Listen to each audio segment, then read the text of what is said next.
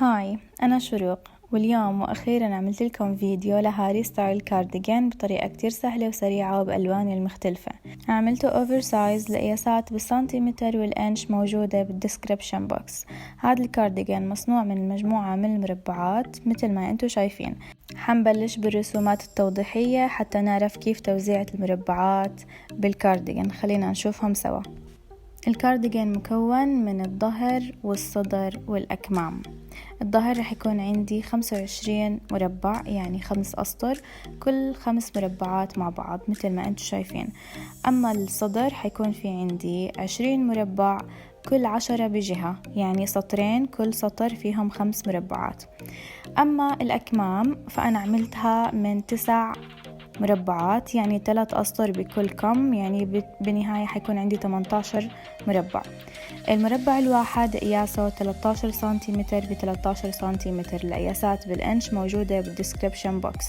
إذا بدك تغيري قياس الكارديجان ممكن تلعبي بالقياس عن طريق حجم المربع الواحد.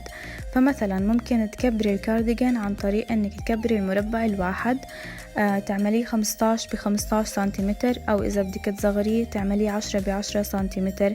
هيك انت بتتحكمي بقياس الكارديجان كامل.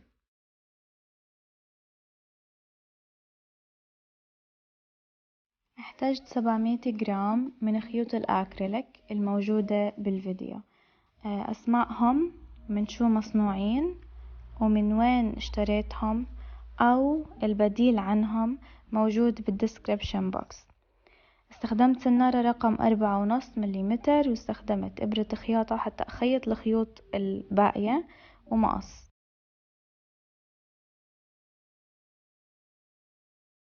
بالمربع الأول لازم أستخدم المتر لحتى أحصل على قياس 13 ب13 سنتيمتر. عملت 18 سلسلة، وبس خلصت ال10 أسطر طلع معي القياس المطلوب. هاي الحركة بنعملها بس بأول مربع، بعدين بصير القياس واضح. 18 غرزة بكل مربع و10 أسطر.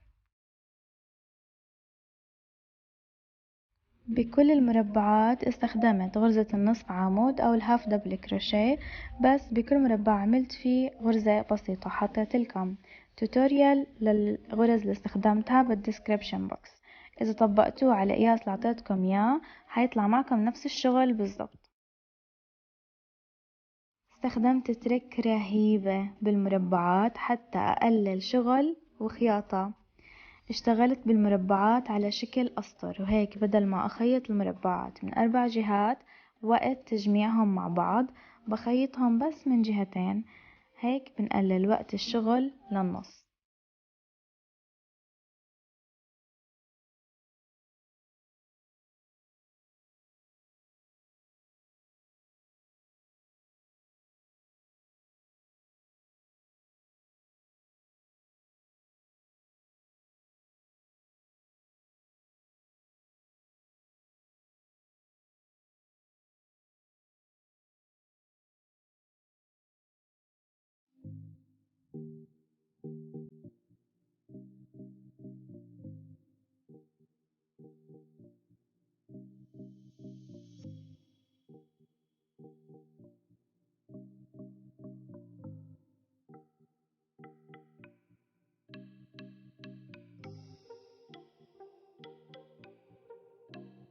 اللي بيتابعني على الانستغرام شاف اني عملت واحدة قبل هاي، وكانت عبارة عن مربعات لحالها مو على شكل أسطر. هيها بالفيديو حطيت لكم اياها. وقت شغل تجميع المربعات أخذ معي قد شغل المربعات نفسها، فحوالي 3 ل4 أيام لحتى خلصت تجميع المربعات كاملة مع بعض. مشان هيك فكرت بفكرة لطيفة لحتى نجمع المربعات بوقت أقل وبجهد أقل. الفكرة كتير بسيطة، هي لما أخلص المربع الأول حبلش بالمربع الثاني عن طريق أني أغير الخيط للون المربع الثاني بالطريقة اللي موجودة بالفيديو. قبل ما تحكولي، الطريقة كتير سريعة، حطيت لكم فيديو توتوريال على تغيير اللون موجودة بشرح مبسط ب description box. هلأ بنبلش بالمربع الثاني باللون الثاني، وبنكمل بنفس الطريقة. بكل سطر لازم أعمل 5 مربعات. ما عدا الأكمام بنعمل 3 مربعات بكل سطر.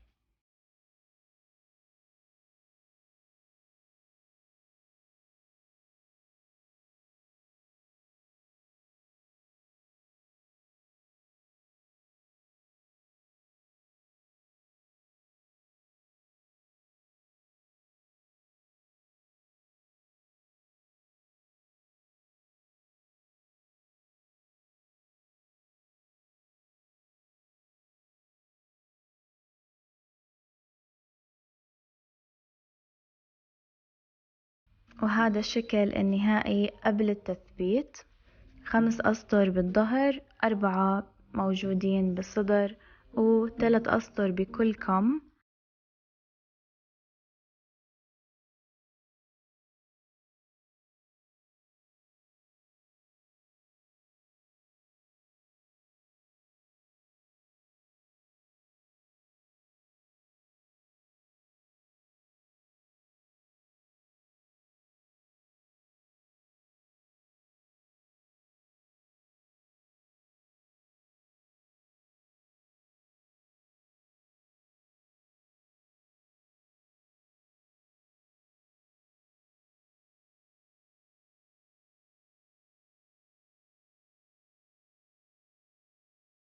أول شي رح أبلش بالأكمام، بجمعهم مع بعض، بعدين بجمع الجسم.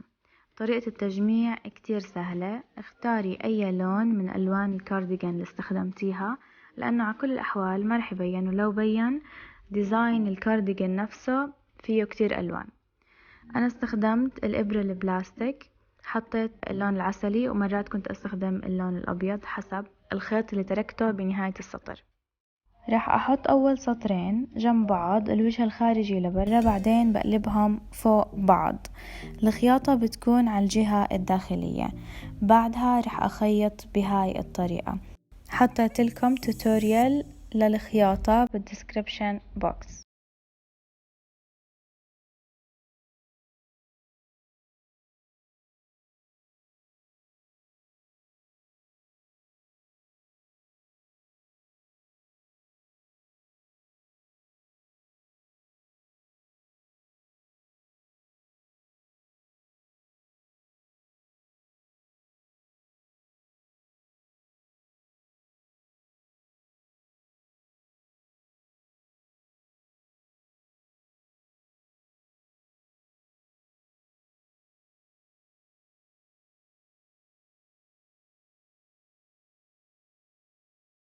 الحلو بهاي الطريقة انه الخياطة ما بتبين لا من برا ولا من جوا. بعد ما اخلص السطر الثاني رح اشبك السطر الثالث والاخير بنفس الطريقة، بعدين ببلش بالكم الثاني. لازم ننتبه انه طريقة التجميع بتكون بناء على الرسومات التوضيحية اللي حطيت لكم اياها بداية الفيديو. هيك بيكون شكل الكم قبل ما نعمل فتحة الكم.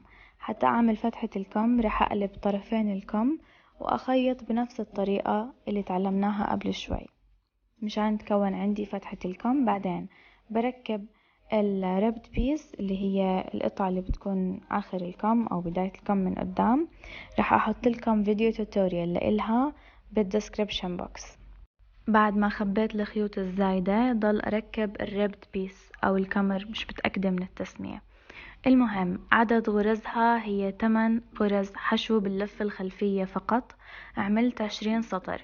إذا بدكم تكبروها حتكبروا الأسطر، وإذا بدكم تصغروها حتصغروا الأسطر.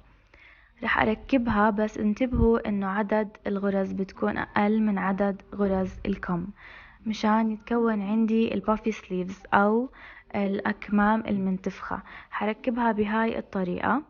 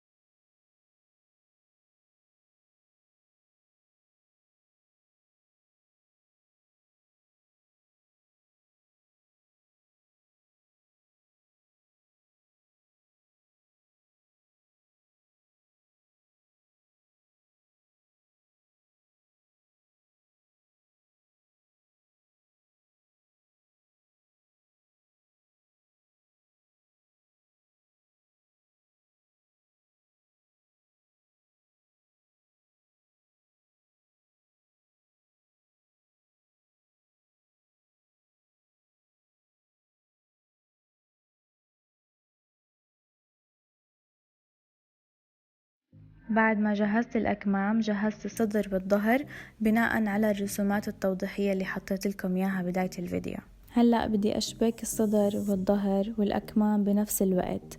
انتبهوا إن الوجه يكون لبرا مشان لما نقلبها رح تكون الخياطة لجوا. ما تعملوا مثلي خيطت نص الجهة اليمين واكتشفت إني بخيط على الوجه مو على الظهر، فانتبهوا.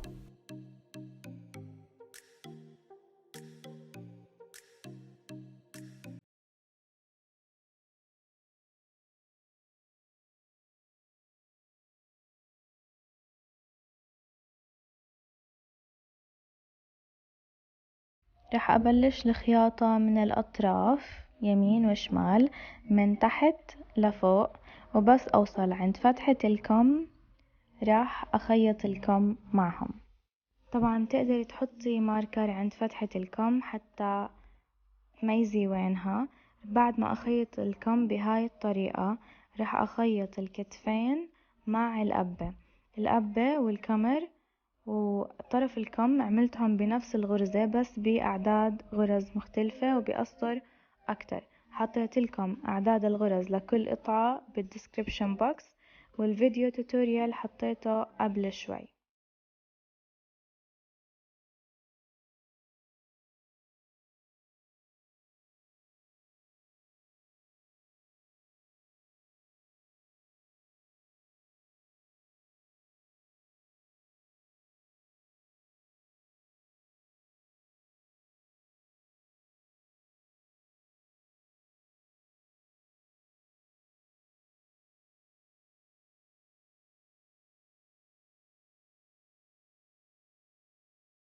هذا الشكل النهائي لإلها، هيك من جوا وهيك من برا. الخياطة أبدا مو مبينة لا من برا ولا من جوا.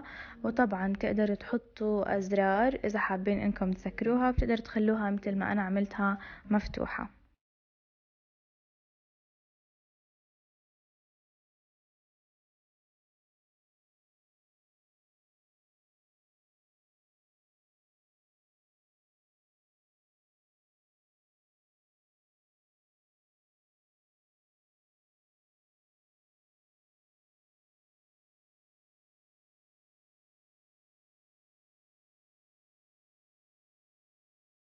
بتمنى تكونوا استفدتوا، وبتمنى من قلبي تحطوا لي لايك وكومنت لاني عن جد تعبت عليها. اي سؤال بدكم اياه حطوه بالكومنت وان شاء الله حجاوبكم عليه. ما تنسوا تعملوا اشتراك بالقناة حتى تشوفوا فيديوهات جديدة جاية بالطريق وكتير حلوة.